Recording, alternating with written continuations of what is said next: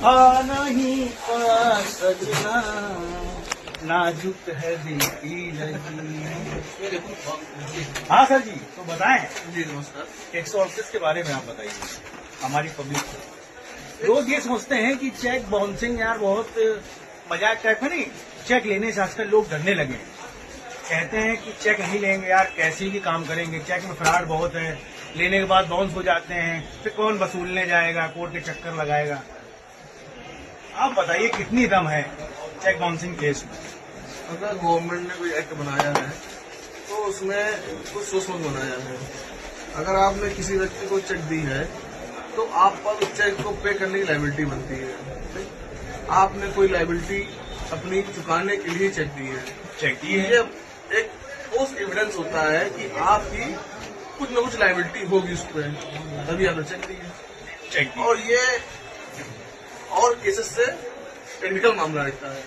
इसमें जो आदमी अपनी चेक देता है लायबिलिटी को छूने के लिए, उस पर लायबिलिटी तो देनी पड़ती है, प्लस फाइन देना पड़ता है दुगुना। भाई अगर एक नंबर जेल में भी जाना पड़ सकता है इसमें। अगर आप वो जुर्माना जमा नहीं करेंगे तो आपको जेल भी जाना पड़ता है। हम एक मिनट यहाँ टोकना चाहेंगे आपको। अब ये कहते हैं अगर एक नंबर में व्यक्ति अपना पैसा दिखाना चाहेगा तो बिना चेक के कैसे लेगा? कैश तो वो दिखा नहीं पाएगा एक नंबर में, चेक तो आपको लेनी ही पड़ेगी ना। धंधा करना है तो भाई चेक पे भरोसा तो आपको करना ही पड़ेगा।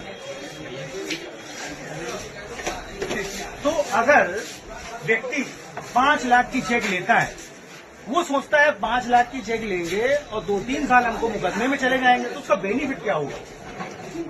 भाई ऐसी सूरत में उसका क्या बेनिफिट है? बेनिफिट ये है कि अगर आप पर चेक की लायबिलिटी इम्पोज हो गई या न्यायालय ने मान लिया कि आपने जो चेक दी थी अपनी लायबिलिटी पूरी करने के लिए ही दी, तो जो चेक अमाउंट होगी प्लस उस पर उसी अमाउंट की पेनल्टी भी पड़ेगी।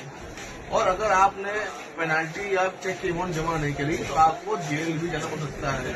और बिना अमाउंट जमा किए आपकी बेल भी नहीं होगी, आपको अपील को सुना भी नहीं जाएगा। भाई लायबिलिटी आपको देनी पड़ेगी। लायबिलिटी पब्लिक जानना चाहती है किस हिसाब से। भाई अब 5 लाख क्या, उसका ब्याज तो चालू हो गया, फिर उसका खर्चा भी चालू हो गया। डबल पेनल्टी है। 5 लाख की चेक होगी तो आपको 5 लाख पेनल्टी मिलेगी, आपको 5 लाख देना पड़ेगा। मतलब अगर आपने चेक बाउंस करा दी तो आप समझिए 5 लाख के 10 लाख रुपए आपको भरने पड़ जाएंगे। मतलब चेक लेने वाला कभी भी नुकसान में नहीं है। अरे वो आज नहीं तो कल उस चेक का क्लेम करा ही लेगा, लेकिन चेक बाउंसिंग वाला परेशान हो जाएगा। हाँ, अभी हमारा एक संबंध में एक मामले में था, उसमें एनबीडब्ल्यू हो चुका है।